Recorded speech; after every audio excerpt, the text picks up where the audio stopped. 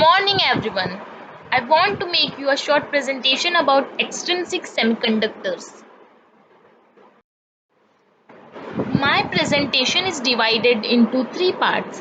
I will begin with types of solid state electronic materials and especially about semiconductors and their classification.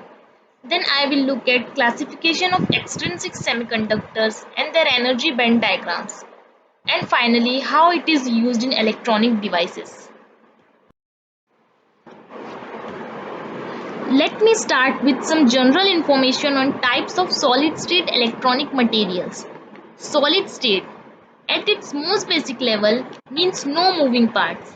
Therefore, solid-state electronic devices are made up of solid components that do not move. Some examples include computer motherboards and integrated circuits. According to band theory, the electrons in a solid can possess band of energies called allowed bands of energies. These electrons may not possess some other bands of energies called as forbidden bands of energies. The allowed bands of energies and forbidden bands of energies are present alternatively one after another for the electron of a solid. The topmost band is called conduction band, and the next band below the conduction band is valence band. These bands are separated by forbidden band. In conductors, either there is no energy band gap between the conduction band, which is partially filled with electrons, and valence band, or conduction band and valence band overlap each other. At absolute zero temperature, large number of electrons remains in conduction band. The resistance of conductors is very low, and large numbers of charge carriers are available, so the electricity can pass easily through the conductors. In insulators, the valence band is completely filled and conduction band is completely empty. The energy gap is quite large that small energy from any other source cannot overcome it. Thus electrons are bound to the valence band and not free to move, and hence electrical conduction is not possible in this type of material. In semiconductors also, like insulators, the valence band is totally filled and the conduction band is empty. But the energy gap between the conduction band and valence band, unlike insulators, is very small. Thus, at room temperature, sub-electrons in valence band acquire thermal energy greater than energy band gap and jump over to conduction band, where they are free to move under the influence of even a small electric field and acquire small conductivity. So what are semiconductors? Semiconductors are materials whose electrical conductivities are between those of highly conducting metals and poorly conducting insulators. The semiconductors are classified as intrinsic semiconductors and extrinsic semiconductors. Intrinsic semiconductors does not hold any further classification, whereas extrinsic semiconductors are classified as p-type and n-type semiconductors. The factor that generates the key difference between intrinsic and extrinsic semiconductor is as follows. First, the intrinsic semiconductors are said to be pure and thus no impurity concentration is present in it, as against extrinsic semiconductors are said to be impure as an impurity is doped in order to form it. Second, due to its pure form, intrinsic semiconductors possess low conductivity, while extrinsic semiconductors exhibit comparatively better conductivity than the intrinsic semiconductor. Third, there is an almost equal concentration of electrons and holes are present in case of intrinsic semiconductor. On the contrary, the concentration of electron and holes depends on the types of extrinsic semiconductor. Fourth, the conductivity of an intrinsic semiconductor truly relies on temperature. On the contrary, the conductivity of extrinsic semiconductor depends on temperature as well as impurity concentration. Fifth, intrinsic semiconductor does not hold any further classification, whereas extrinsic semiconductors are classified as p and n type semiconductors. Sixth, Fermi level lies in between valence band and conduction band in intrinsic semiconductors, while Fermi level lies near valence band in p-type and near conduction band in n-type extrinsic semiconductors. Silicon or germanium are example of intrinsic semiconductors, whereas doping arsenide or phosphorus-like element is pure semiconductor form extrinsic semiconductors like gallium arsenide or gallium phosphorus. So, from the above discussion, we can conclude that due to the absence of doped impurity, an intrinsic semiconductor conducts somewhat very less than the extrinsic semiconductor. Extrinsic semiconductor are those that are the result of adding an impurity to a pure semiconductor. They are basically termed as an impure form of semiconductor. The process by which certain amount of impurity is provided to a pure semiconductor is known as doping. So we can say a pure semiconductor is doped to generate an extrinsic semiconductor. Extrinsic semiconductors are classified on the basis of type of doping materials as n-type and p-type semiconductor. The factor that generates a key difference between n-type and p-type extrinsic semiconductors are as follows.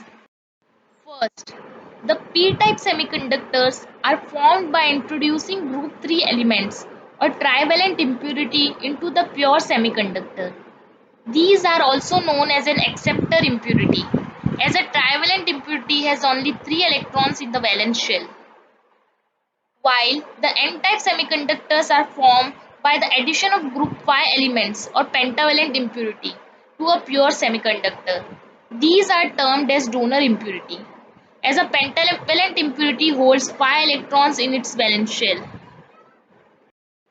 Second, electrons are minority carriers and holes are majority carriers in p-type extrinsic semiconductors, while electrons are majority carriers and holes are minority carriers in n-type extrinsic semiconductors. Third, p-type extrinsic semiconductors has acceptor energy levels very close to valence band. On the contrary, the n-type extrinsic semiconductors has donor energy levels very close to conduction band. 4. When the temperature is increased, p-type extrinsic semiconductors can easily accept an electron from valence band to donor energy level. As against, when the temperature is increased, n-type extrinsic semiconductors can easily donate an electron from donor energy level to conduction band. N-type extrinsic semiconductors.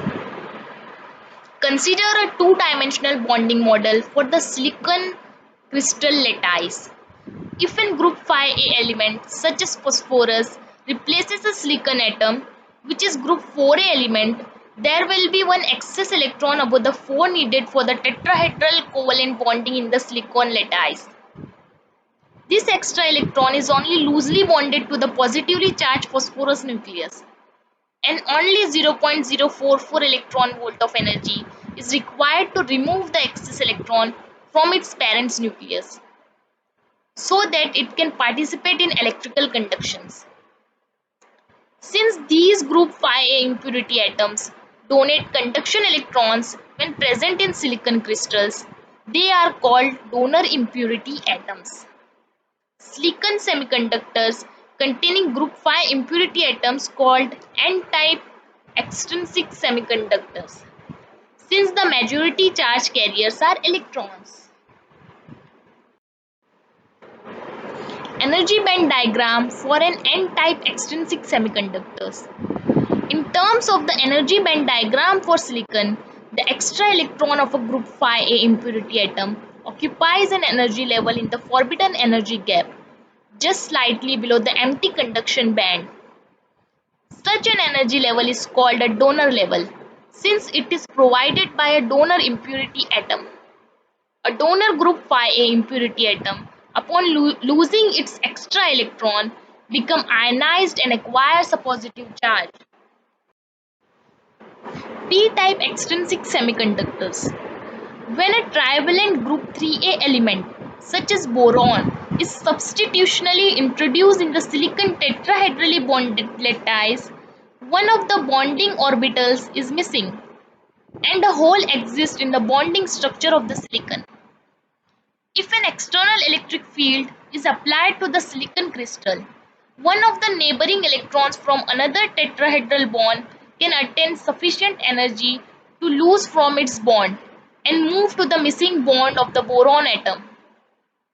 Atoms of group 3a elements provide acceptor levels in silicon semiconductors are called acceptor atoms.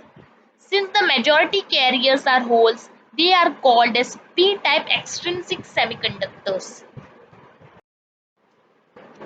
Energy band diagram for p-type extrinsic semiconductors. In terms of energy band diagram, the boron atom provides an energy level called acceptor level that is slightly higher than the uppermost level of full valence band of silicon. When a valence electron of a silicon atom near a boron atom fills a missing electron hole in a boron-silicon valence band, this electron is elevated to the acceptor level and creates a negative boron ion. In this process, an electron hole is created in the silicon lattice that acts as a positive charge carrier.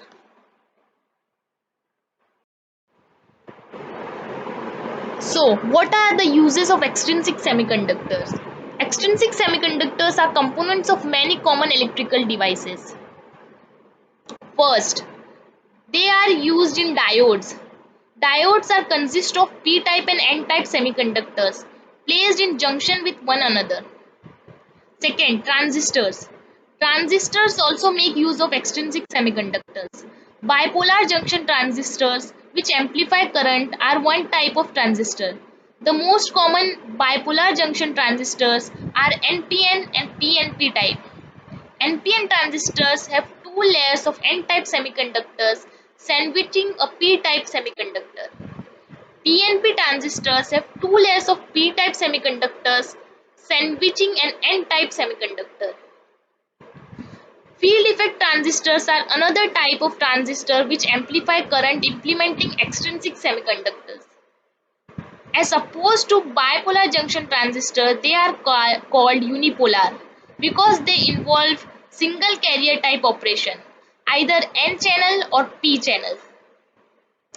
Other devices implementing the extrinsic semiconductors are lasers, solar cells, photodetectors, light emitting diodes, and thyristors. That brings me to the end of my presentation.